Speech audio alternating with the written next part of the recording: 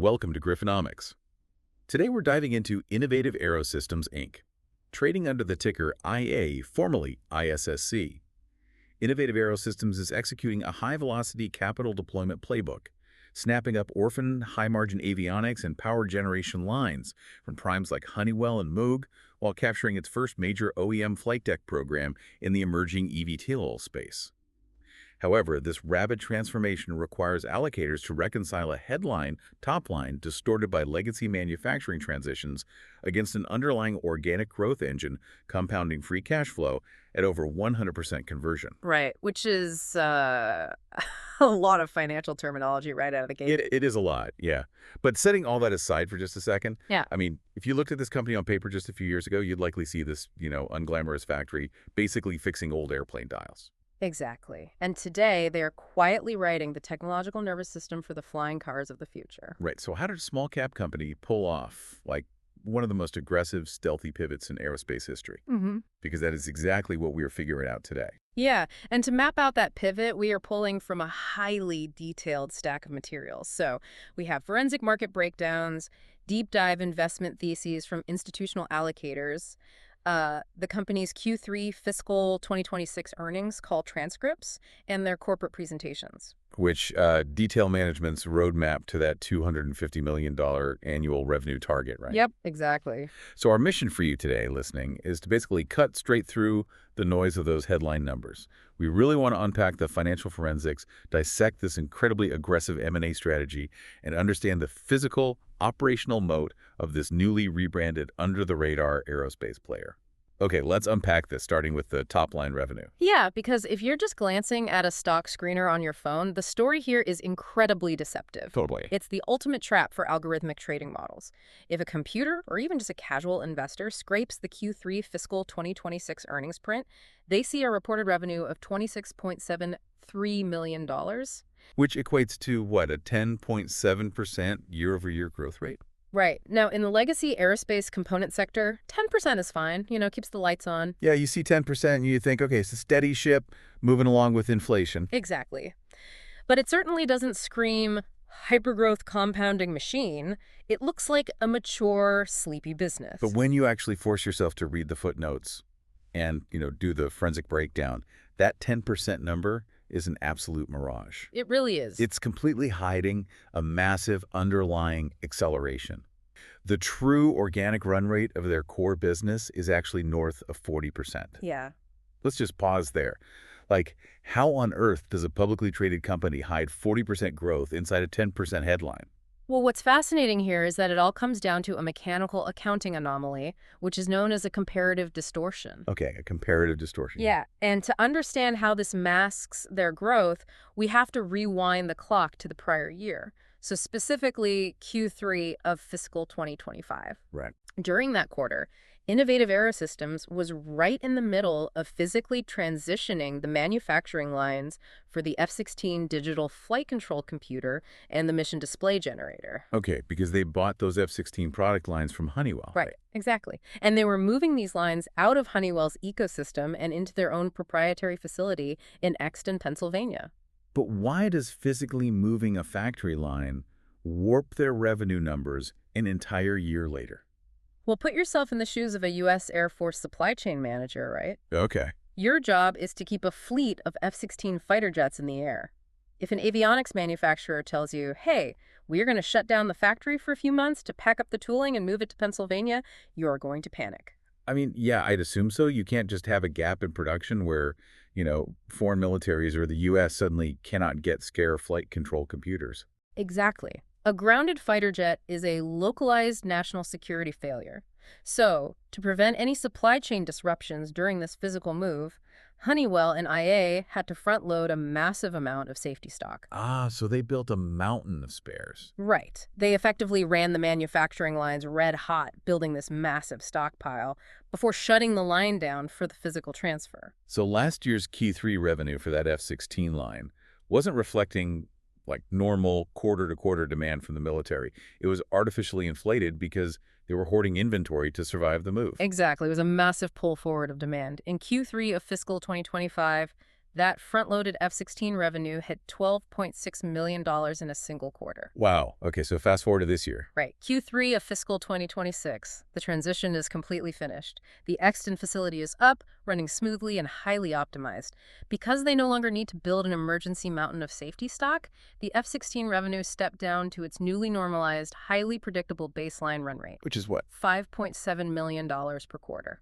Okay, I think the best way to visualize this for you listening is the grocery store run. Oh, yeah, that's a good one. Imagine buying an entire year's worth of non-perishable groceries in one single trip in January, right? You buy hundreds of cans of soup, massive bags of rice, all at once. If you look at your credit card statement for January, your food spending looks astronomical. Right. But then in February, you only go to the store to buy fresh milk and eggs. So your February statement looks incredibly low compared to January. If an algorithm only compares those 2 months, it screams, this person's food budget just collapsed by 80%. Exactly. But in reality, your underlying daily consumption, like how much you actually eat, hasn't changed at all. You just had a massive pull-forward distortion in January. That grocery analogy exposes the exact flaw in algorithmic trading. A computer scanning a headline earnings print doesn't know you bought a year's worth of supplies last quarter. It just sees the year-over-year revenue comparison. It sees that $12.6 million F-16 anomaly dropping to $5.7 million, and it automatically penalizes the stock for a, quote, growth slowdown. But the human analysts, the forensic allocators who actually read the footnotes, they see the truth. They do the math. When you back out that F-16 anomaly from both periods to remove the distortion, and you also exclude the new revenue from their recent acquisitions, to ensure you're getting a pure apples-to-apples view of the organic business, the numbers are shocking. The core business, which consists of commercial transport, business aviation, and their other legacy military lines, grew at greater than 40% year over year. Okay, I am going to play devil's advocate here for a second, because a 40% organic growth rate for a company selling legacy avionics hardware sounds almost too good to be true. Sure. I get backing out the F-16 noise, but how much of that 40% is just delayed post-COVID airline maintenance finally catching up to reality? That's a fair question. Like, are airlines just frantically replacing broken parts they should have replaced 3 years ago when no one was flying? Or is this permanent structural market share gain for IA? Well, what's fascinating here is that it is a convergence of both, but the structural gains are really what give this longevity. It isn't just a post-COVID sugar rush. Okay. Let's dissect the segment breakdown to prove it. Product sales hit $17.52 million. Which is huge. Yes. And that is partially driven by the commercial transport replacement cycle as airlines update aging cockpits. But the real driver is the initial shipments of their newly certified Utility Management System version 2, or UMS2. Okay, so this isn't a replacement part. Exactly. This is brand new hardware and DO-178BC compliant software. Wait, let's stop right there. DO-178BC compliant sounds like a tax form. For anyone who isn't a certified aerospace engineer, what does it actually take to get that compliance? Like, are we talking about dropping these computers from buildings to see if they break? It is actually far more rigorous than a physical drop test because DO-178 applies specifically to the software governing airborne systems. Software, okay. Yeah. If you write code for a consumer smartphone and there is a bug, the app crashes, you restart it, and you go about your day. Right. If there is a bug in the software managing the utility systems of a commercial airliner at 30,000 feet, hundreds of people could die. Yeah, that's a totally different scale of risk. Exactly. DO-178BC is the FAA's gold standard for software assurance. It requires millions of dollars and years of engineering man-hours to mathematically prove that every single line of code is traceable to a specific safety requirement. Wow. And that no combination of inputs can cause a catastrophic failure. So it is an incredibly high barrier to entry. A Silicon Valley software startup can't just write an app for a Boeing and load it into the cockpit. Not a chance. The regulatory moat is ironclad. And that is why this 40% growth matters so much. Once a highly certified product like UMS2 is designed into a fleet's architecture, it generates recurring, highly predictable revenue for decades. Because the switching costs for the airline to rip it out and recertify a competitor's system are, financially ruinous. Exactly. So IA is not just catching up on old maintenance, they are capturing the entire modernization cycle for these aircraft. Okay, so that covers the $17 million in product sales. But what about the services side of the house? Because 40% organic growth across the whole company can't just come from selling new, shiny boxes. No, it can't. And the services side is actually growing aggressively as well. Service revenues hit $9.2 million in Q3. Oh, wow. Yeah, which represents a 22.2% year-over-year jump. This is the part of the business that is heavily driven by the aging global airline fleet. Because older planes need more work. Right. As commercial planes get older, their internal components require significantly more maintenance, repair, and overhaul, what the industry calls MRO. MRO. Right. Got it. So what exactly are they repairing that drives $9 million in a single quarter? Well, a major volume surge is coming from the repair of inertial reference units, or IRUs. Let me guess. An inertial reference unit sounds like the thing that tells the plane where it is. But don't planes just use GPS like our phones do? They do use GPS, but GPS is an external signal. Right. It can be jammed by hostile actors. It can suffer from solar flare interference, or, the satellites could theoretically go down. A commercial airliner cannot rely solely on an external signal. Do they need a backup? They need an internal backup. An IRU is a closed system. It uses incredibly complex lasering gyroscopes and accelerometers to calculate exactly where the plane is in three-dimensional space based purely on motion. Oh, so it starts tracking from the moment it leaves the gate. Exactly. No external signals required. So it's basically a highly advanced internal compass that feels movement to know its exact coordinates. Right. I imagine those gyroscopes take an absolute beating over thousands of flights. They do. They experience extreme temperature swings, severe vibration, mechanical wear. They eventually drift and lose their pinpoint accuracy. So they have to be physically pulled out of the plane. They need to be pulled out of the aircraft, completely recalibrated and overhauled. And because Innovative Aerosystems holds the proprietary FAA certifications for these specific legacy IRUs, the airlines have absolutely no choice but to send them to IA. Right. It's a captive audience. Completely captive. Right. And it generates incredibly high margin service revenue. Which perfectly transitions us to the next massive piece of this puzzle. Wow. Because we have established that the top line is stealthily surging, masked by that F-16 distortion. Yep. But honestly, revenue is only half the story in any business. The reason this specific revenue is so incredibly valuable is because of what is happening underneath the hood on the cost side. Is it? We are seeing a massive margin expansion, driven by a highly unusual manufacturing strategy. Let's talk about the gross margins, because the numbers here are, frankly, staggering for a company that builds physical hardware. They truly defy the gravity of the hardware sector. Gross margins expanded by 1,610 basis points year over year. Hold on. Let's translate that for everyone who doesn't work on Wall Street. 1,610 basis points is a 16.1% jump. Right. They went from 35.6% gross margin to 51.7%. That is a 16% increase in raw profitability on the physical items they sell, achieved in just 12 months. It's massive. And this also marks their fourth consecutive quarter operating above the 50% gross margin threshold. Now, I follow a lot of hardware companies. Sustaining gross margins above 50% when you are building physical metal and silicon is almost unheard of. Usually, you only see those margins in software as a service companies. Right, software margins. So how do you surgically alter a physical manufacturing business to extract that much more profit out of the exact same products? It requires a forensic dissection of their operational math to isolate the exact contributions. When you break down that 16.1% leap, it is driven by three distinct mechanical variables. Okay, what's the first one? First, as we just discussed with the IRUs, there is a highly favorable commercial aftermarket and MRO mix. Oh, right. When you perform service and repair work on a proprietary component, you aren't paying for the raw materials to build a new metal chassis. You are primarily billing for specialized labor and replacement subcomponents. Makes sense. Therefore, service work inherently carries much higher gross margins than initial product sales. That makes intuitive sense. Repairing the watch is more profitable than building a brand new watch from scratch, especially if you are the only authorized repair shop. What is the second variable? The second variable is the complete elimination of those prior year F-16 transition expediting costs. Okay, I want to dig into expediting costs because it sounds like a very sanitized corporate term. What does expediting actually look like on the factory floor when you were trying to move a manufacturing line without angering the U.S. military? Well, honestly, it looks like financial bleeding. Wow. Yeah.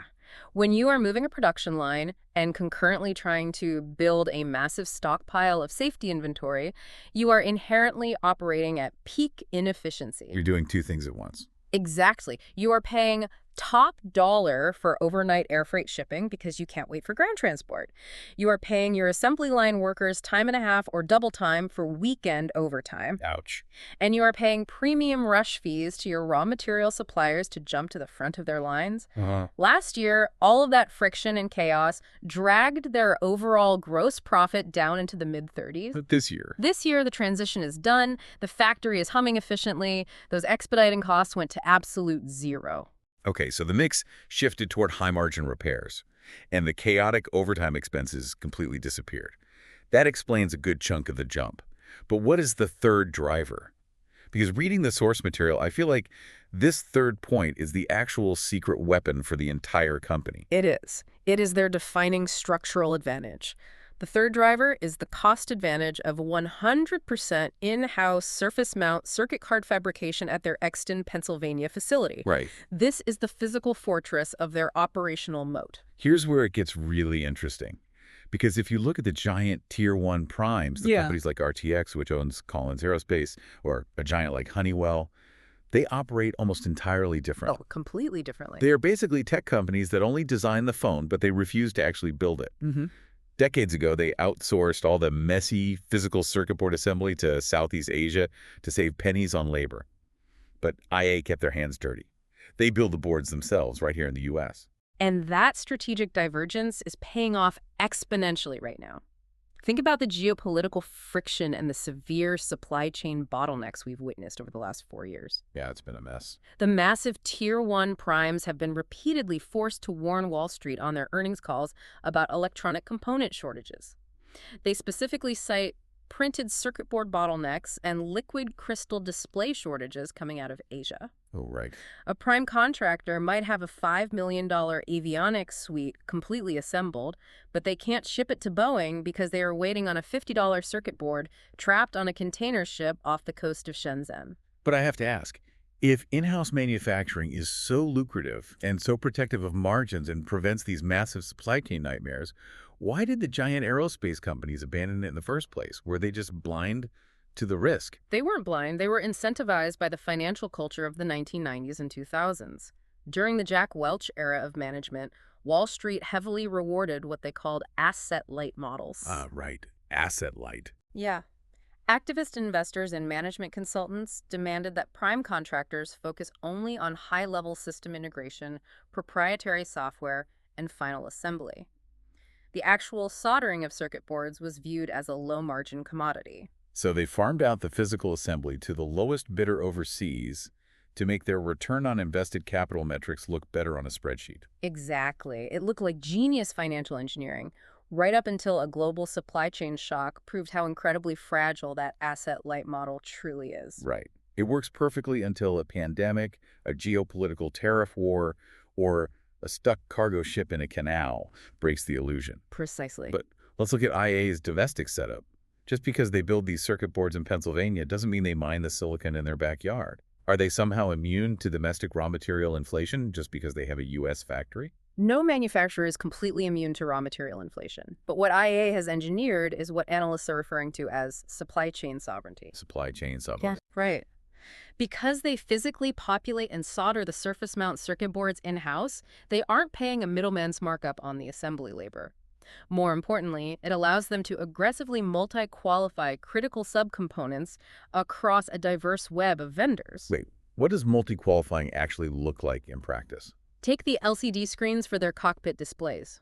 An outsourced manufacturer might rely on a single factory in Taiwan for that specific screen. Okay. If that factory raises prices by 20% or faces a shortage, the prime contractor just has to eat the cost, which crushes their gross margin. Because they have no alternative. Exactly. IA, on the other hand, spends the engineering time to certify 3 or 4 different global vendors for that exact same LCD specification. Oh, wow. If vendor A tries to raise prices, IA immediately pivots their internal assembly line to use vendor B's screens. They control their own destiny.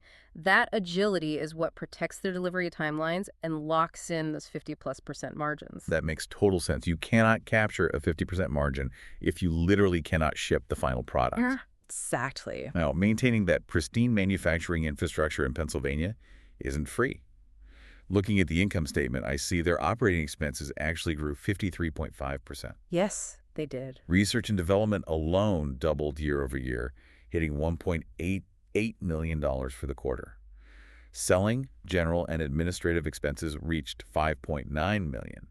If their expenses are climbing that fast, doesn't that eat all the extra profit they just made on the gross margin line? It does require significant capital investment, but you have to measure it against the bottom line conversion.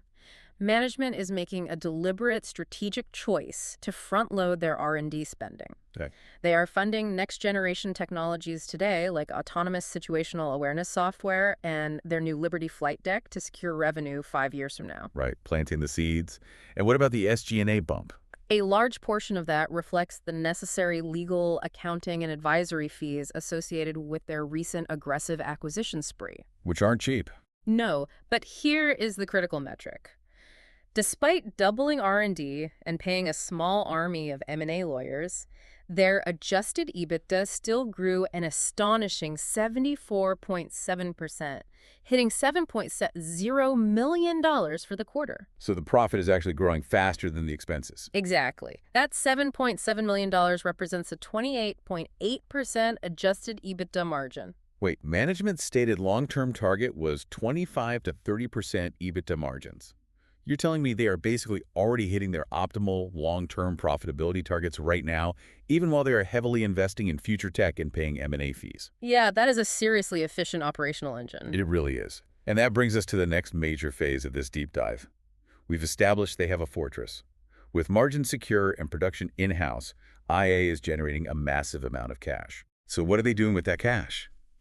They are acting as a strategic vacuum cleaner for the aerospace industry, buying up niche legacy product lines from those very same struggling primes we just talked about. Let's do a strict forensic audit of this M&A architecture. This strategy is perhaps the most defining characteristic of Innovative Aerosystems' current corporate identity. Programmatic M&A and carve-out ingestion. Carve-out ingestion. Right. They are not out there trying to buy entire bloated companies at massive premium valuations. Instead, they are surgically acquiring perpetual exclusive licenses and the physical manufacturing assets for very specific product lines. Okay. And they are buying them at single-digit earnings multiples. I have to pause you there, because to a layman, this sounds completely counterintuitive. Why would a giant, sophisticated conglomerate like Honeywell or Moog intentionally sell off a profitable product line for cheap? If it makes money, why not keep it? If we connect this to the bigger picture, you have to understand the macro strategy of a monolithic company like Honeywell. Over the past few years, Honeywell has spent over $10 billion in cash, acquiring massive global mega platforms. Like what? They bought CAES to dominate defense electronics. They bought Carrier Access Solutions to build out their cloud-based building software. And they bought Air Products to monopolize the liquefied natural gas technology market. Okay, those are huge. The executive suite at Honeywell is aligning their entire corporate structure around multi-billion-dollar global megatrends: factory automation, the global energy transition, and massive integrated aviation software suites. So the executives in the C-suite want to hunt elephants. They only care about billion-dollar needle movers. Exactly. When you are a CEO hunting $10 billion elephants, a legacy manufacturing product line that generates $5 million or $20 million a year becomes an active distraction. Even if it's profitable. In corporate finance, they call this diseconomies of scale. Wait, how does making $20 million cause a diseconomy? Money is money, right? Not when it requires disproportionate management attention. That $20 million legacy line requires dedicated engineering support to maintain FAA compliance. It requires specialized, aging physical tooling on a factory floor. Oh, I see. It requires its own HR management, its own supply chain audits, and endless compliance meetings. A Honeywell vice president would rather deploy those engineers and that factory space toward a new billion-dollar software contract. That makes total sense. So to Honeywell, these legacy lines are a nuisance. They need to offload these high-margin but low-volume manufacturing operations. They carve them out, take a lump sum of upfront licensing cash from a buyer, and happily shed the manufacturing overhead and the regulatory headaches. And Innovative Aerosystems is standing right there with a catcher's mitt, perfectly positioned to take these orphan lines because they already have the Exton facility built, Yeah. heavily certified, and ready to manufacture them. I keep coming back to this analogy of IA being an antique restorer. Honeywell is a massive real estate developer. They want to build massive, modern skyscrapers of software and energy tech. They don't want to deal with the old, heavy furniture left inside the buildings they buy. Right. IA comes in, buys the incredibly valuable vintage aerospace furniture for pennies on the dollar, restores it, moves it into their state-of-the-art Exton shop, and continues selling their replacement parts and repair services at a massive markup. Oh. Because the airlines flying those older planes still desperately need that furniture to function. That antique restorer visual perfectly captures the economics of these carve-outs. Let's look at exactly what vintage furniture they've acquired recently. Let's do it. From Honeywell, IA secured exclusive perpetual licenses for a suite of power generation systems. Specifically, they acquired the IP and manufacturing rights for power generators and generator control units, or GCUs. These are not minor accessories. These are absolutely critical components for high-consequence platforms like the Boeing 767 passenger and freighter fleets, the Boeing KC-46 Pegasus aerial refueling tanker, and the F-15 Eagle fighter aircraft. Just to play devil's advocate again, a generator control unit on an F-15 isn't just a fancy alternator or a battery, right? What does it actually do, and why is it so critical? It is far more than a battery. A modern jet engine generates a massive amount of raw, chaotic, and often unstable electrical power. Okay. The GCU acts as the brain that conditions, filters, and balances that high-voltage power before it enters the aircraft's internal grid. What happens if it doesn't? If a jet engine has a power surge and the GCU fails to catch it, that raw voltage spike will travel through the wiring and literally fry the incredibly sensitive multi-million-dollar mission avionics, the targeting radars, and the electronic warfare suites on the aircraft. Wow. It is the critical line of defense for the plane's nervous system. So you absolutely cannot fly the jet without a perfectly functioning GCU. Precisely. By owning this intellectual property, IA aggressively expands its operational scope. They're no longer just making screens for the cockpit. They are now embedded in the actual electrical power conditioning of the aircraft's engine systems. That's a huge leap. And this secures long-term, high-margin sustainment cash flows from both the U.S. military and global commercial cargo sectors for decades, because the 767 and the F-15 aren't retiring anytime soon.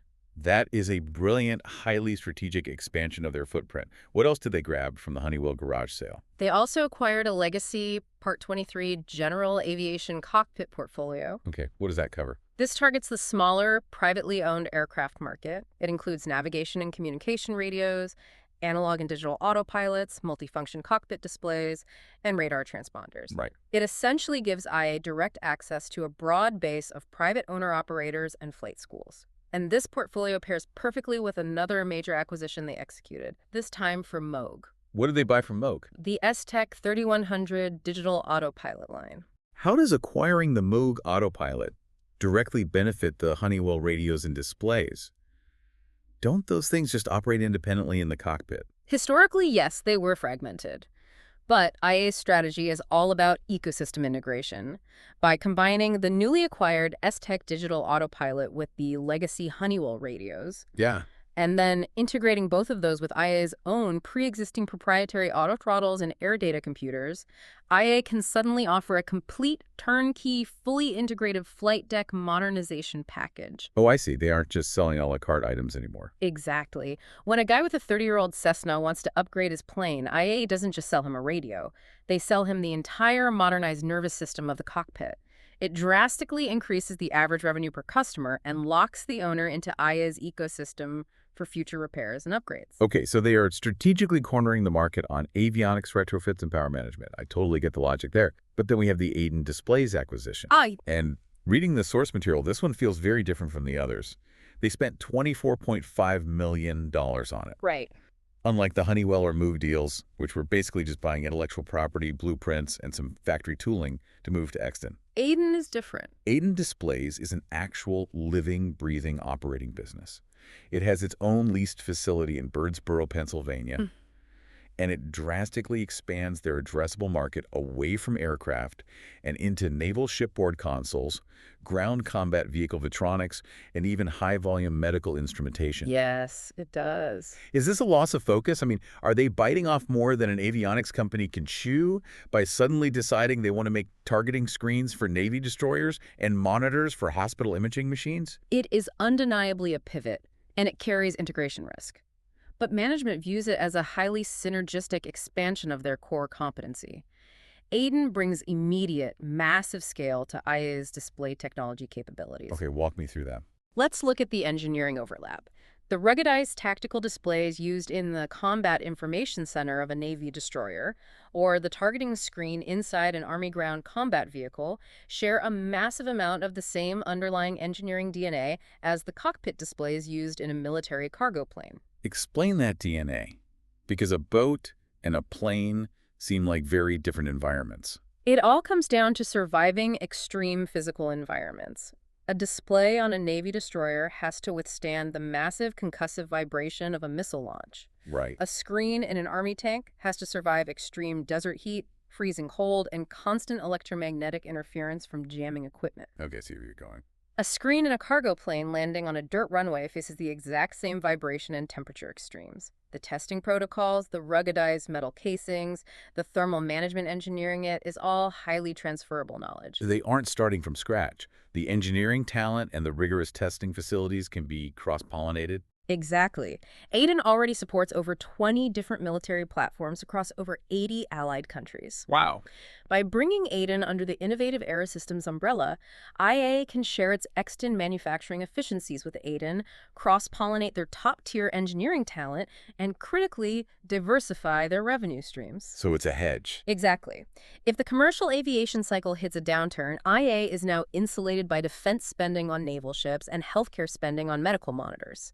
It proves their M&A playbook can scale beyond just carving out product lines and into swallowing fully operational, adjacent corporate entities. So, synthesizing everything so far, it is abundantly clear. IA is incredibly skilled at milking these legacy cash cows, optimizing factories, and integrating new businesses. Yeah, they've proven that. But let's be fiercely realistic about how Wall Street works. Institutional investors will not pay a massive premium valuation multiple just for a retrofitter, no matter how efficient their factory is. The ultimate prize in the aerospace sector, the holy grail that gets you the massive tech-like valuation, is graduating to become a Tier 1 original equipment manufacturer.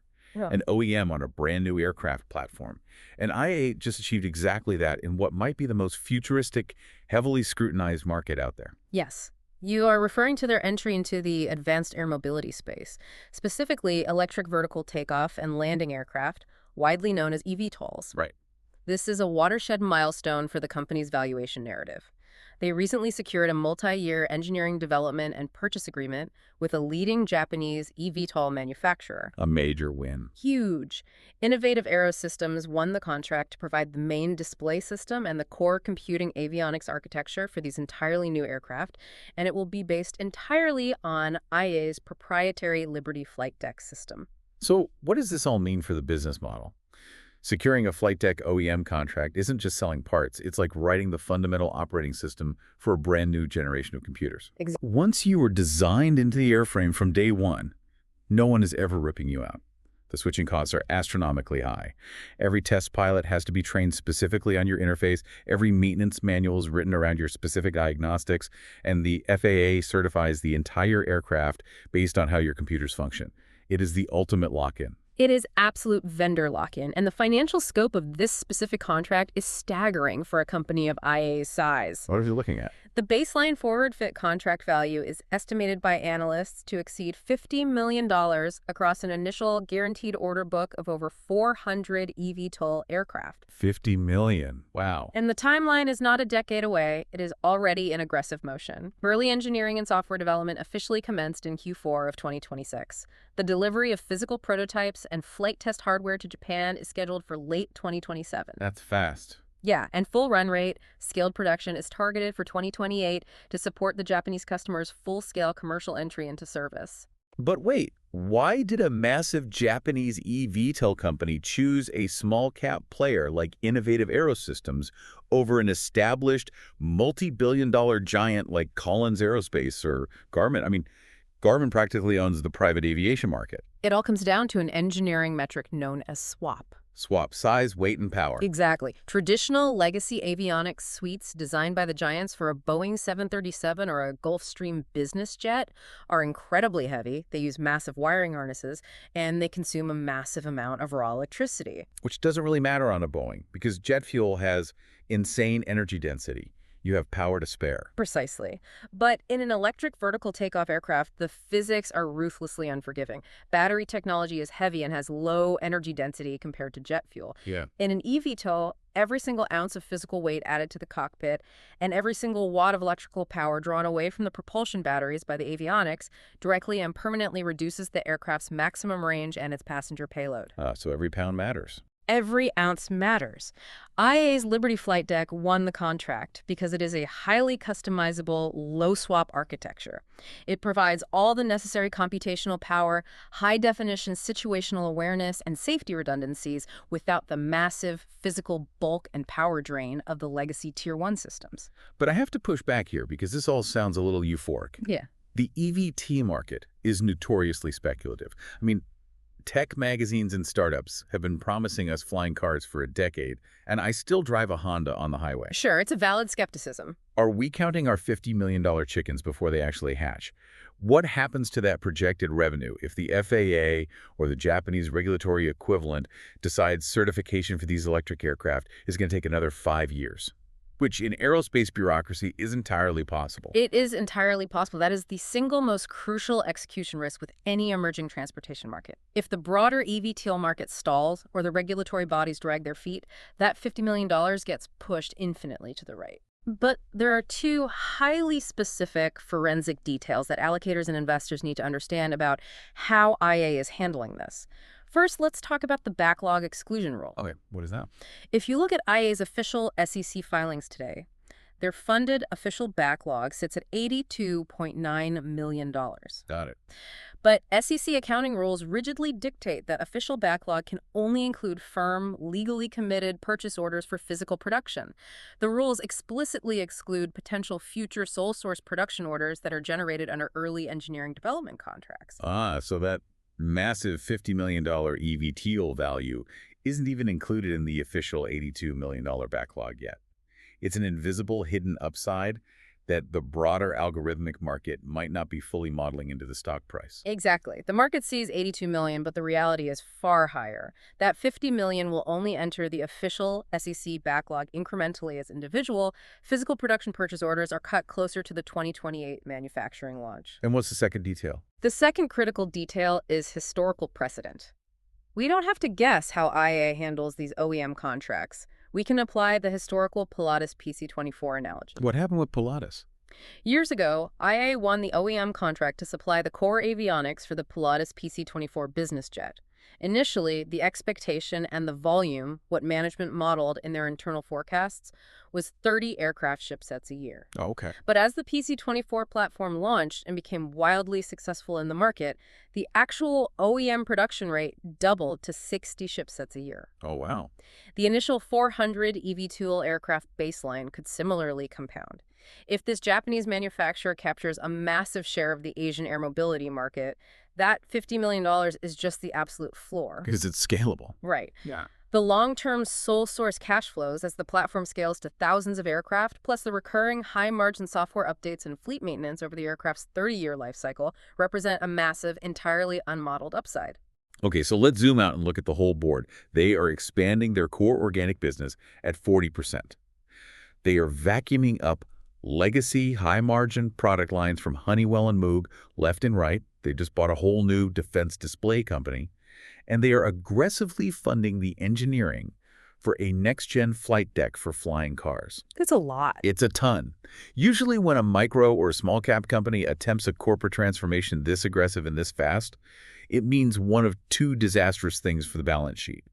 Either they take on crippling, highly levered toxic debt, or they execute massively dilutive secondary stock offerings that completely wipe out the equity of their current shareholders. Right. But reading IA's financial mechanics, they tell a very different, almost startlingly disciplined story. It is incredibly rare, almost an anomaly, to see a company of this specific size self-fund such an aggressive acquisition spree and R&D pivot without entirely blowing up its capital structure.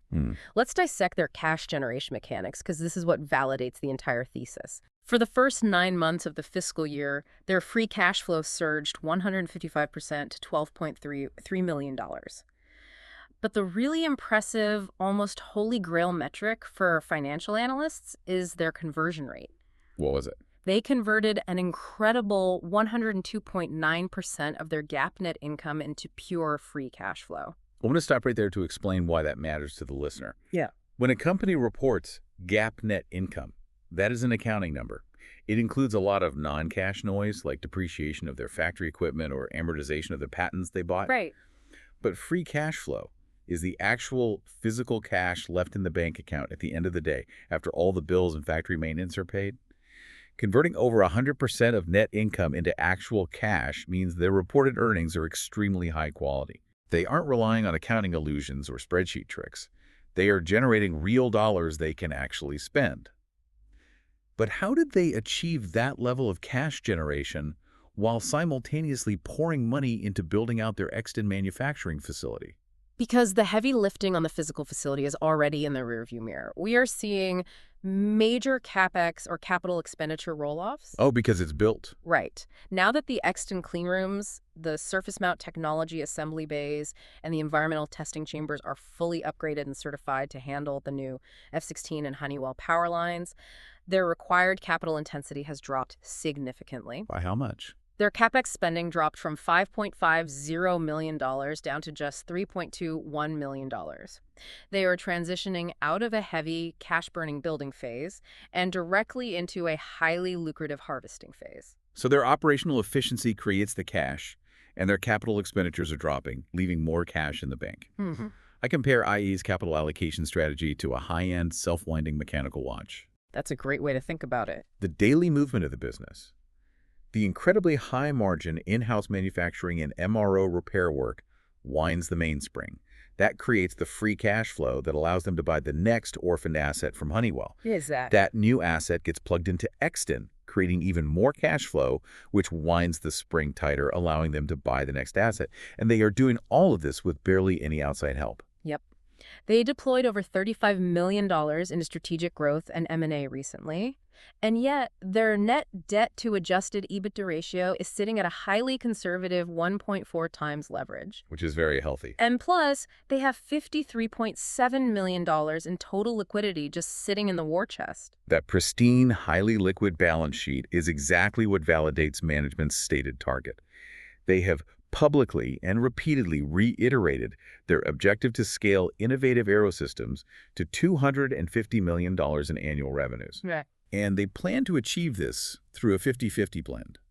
Half from organic program introductions, like the Liberty flight deck, the DO-178 UMS-2 systems, and the upcoming KC-767 military deliveries, and the other half from continued aggressive programmatic M&A. Correct. But I have to ask the obvious question. If they have a self-winding watch that is practically printing money, their CapEx is dropping, and they only have 1.4x leverage, why are they hoarding $53 million in liquidity? Why aren't they paying out a massive special dividend to reward shareholders or aggressively buying back their own stock to boost the share price? Because in the highly competitive aerospace M&A landscape, absolute agility is everything. When a prime like Honeywell decides they want to carve out another $20 million legacy product line to clean up their quarter-end balance sheet, they want to close the deal in 30 days. Speed. Speed. They want a buyer who doesn't need to go on a roadshow to raise expensive debt from a bank. That $53 million in liquidity is IA's strategic weapon. It makes them the easiest buyer to deal with. Exactly. It allows them to negotiate exclusive licenses at single-digit multiples because they represent total financial certainty and speed to the seller. Furthermore, their financial discipline is finally earning them serious institutional visibility in the broader capital markets. Right.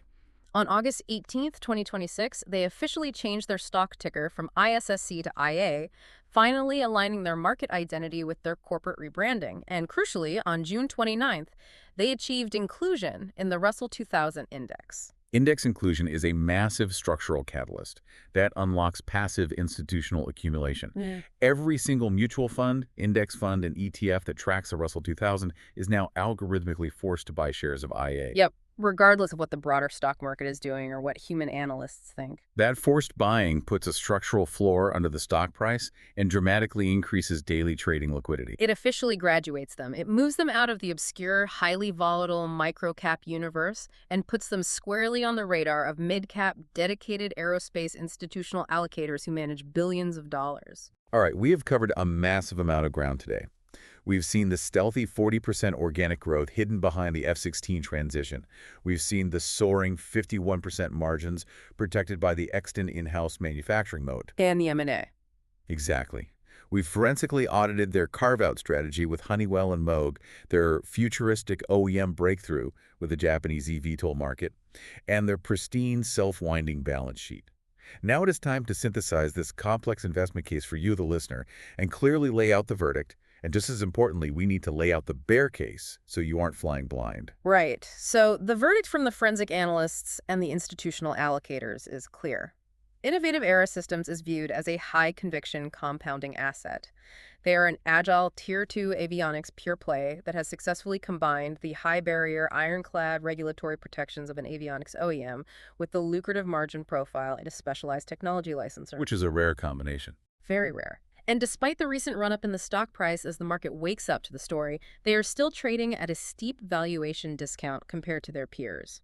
They are currently trading at roughly 20 to 24 times normalized earnings, or 14.5 times trailing 12-month adjusted EBITDA. And what does the broader established aerospace peer group trade at? What is the premium they are missing? The broader aerospace peer group median is up around 35 to 40 times price to earnings.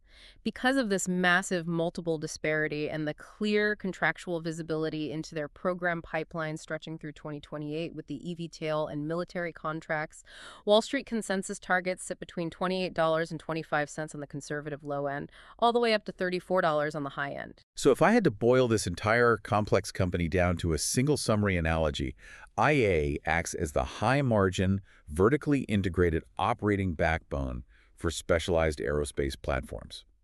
Imagine a modern smart home. IA isn't building the house, and they aren't building the drywall. They're building the hidden, highly complex, high-margin electrical wiring and the smart thermostat that keeps the house from burning down. That's a perfect way to put it. And they're doing it with total control over their own manufacturing destiny in Pennsylvania. But, no investment is without risk, and a fortress can still be breached. We need to look at the execution watch points. What are the specific threats that could derail this compounding machine? Well, this raises an important question about their working capital management. The first major risk, and the one bears are pointing to, is an inventory drag. The $32 million. Yes. During the last 9 months of aggressive expansion, their on-hand inventories expanded significantly, from $25.8 million up to $32.08 million. Now, management defends this, right? They claim a large portion of this buildup is strategic safety stock, specifically designed to protect the newly acquired Honeywell and Aiden lines as they spool up production in Exton. They do, but, if commercial airline travel dips or military aircraft build rates suddenly soften due to macroeconomic shocks or government budget cuts, that $32 million in inventory could severely hurt their free cash flow conversion narrative. Right. That is the million-dollar question. Is that $32 million in inventory a brilliant strategic safety net, ensuring they never miss a delivery and preserve their reputation? Or is it a heavy anchor? If the broader aviation market hits a macro air pocket and demand dries up, planes stop flying, parts stop breaking, and suddenly IA is stuck paying to warehouse $32 million worth of expensive, unsold circuit boards that are slowly becoming technologically obsolete. Exactly. It's a huge thing to watch. What is the second major risk? The second execution risk is a non-cash intangibles drag. Because IA has been acquiring so many licenses, patents, and intellectual property portfolios from Honeywell and Moog, their net intangible assets on the balance sheet have swelled to $46.03 million. Okay. From a strict accounting perspective, this creates a permanent quarterly non-cash amortization expense. They have to slowly write down the value of those patents over time. In Q3 alone, this amortization was a $1.3 million drag on their reported profits. But how does that actually hurt the stock if it's just a paper loss and not actual cash leaving the bank? It creates a persistent, confusing gap between their GAAP earnings per share, which look artificially lower due to the amortization, and their true adjusted earnings per share. Oh, I see. Algorithmic allocators or casual investors who only screen for strict GAAP profitability might completely miss the massive underlying cash generation of the business because they are blinded by this accounting amortization shadow. It requires the market to do extra homework, and the market is often lazy. Yep. It's basically a permanent accounting penalty for being an aggressive, successful acquirer, even if the actual cash is flowing perfectly. And the third, execution risk. It all comes down to customer certification timelines. The entire $82 million backlog and the future 2027 revenue targets are highly dependent on incredibly strict delivery and testing schedules. For instance, their near-term future growth is heavily reliant on Q1 fiscal 2027 initial deliveries of the L3Harris radio management unit and Q2 fiscal 2027 initial deliveries for the Boeing KC-767 tanker power generation program. And as we discussed with the DO-178 software, you can't just ship it when you feel like it. Exactly. If the FAA, foreign regulators, or the military customers delay their sign-offs, demand further testing, or simply drag their feet in the bureaucracy of certifications, those revenues get pushed out of the fiscal year. Which means an earnings miss. Right. That creates an earnings miss, which could cause a severe short-term hit to the stock price as momentum investors flee. And the aerospace industry operates on glacial, highly bureaucratic timelines, so a certification delay isn't just a possibility. It is always a looming statistical probability. Absolutely. But to summarize the sheer scale of IA's transformation, we are looking at a company that successfully mutated from a niche retrofitter of old cockpit dials into a Tier 1 OEM architect of the future. They insulated themselves with an ironclad domestic supply chain in Pennsylvania, while their competitors are stuck waiting on ships from Asia, and they're armed with a self-winding balance sheet ready to devour more orphaned assets from the giants. It is a truly remarkable strategic pivot, but I will leave you with a final, slightly provocative thought to mull over. We spent the last hour focused on IA, snapping up legacy Honeywell tech, expanding into naval defense, and building futuristic eVTOL platforms. Yeah. But if you listen closely to the Q3 earnings Q&A session, management explicitly admitted a glaring gap in their current technological portfolio. They noted that they do not currently own a proprietary 5G-tolerant radar altimeter. Wait, why does 5G matter for an altimeter? Because the FAA is terrified of cellular network interference. They are about to aggressively mandate that every commercial and business aircraft globally upgrade to 5G shielded radar altimeters to prevent catastrophic interference with automated aircraft landings. Oh, wow. It is a massive, forced upgrade market. Now remember that Innovative Aerosystems has $53.7 million in pure liquidity just sitting on their balance sheet. Okay. The provocative question is this. Is IA secretly negotiating a stealth acquisition right now to carve out and corner the 5G radar altimeter market before the mandate hits full force? Keep your eyes on the wire. That is the exact kind of high-margin, regulatory-driven carve-out their entire playbook is built for. Thank you for joining us on this deep dive into the financial forensics and operational moats of Innovative Aerosystems. We'll catch you on the next one as we continue to decode the machinery of the market.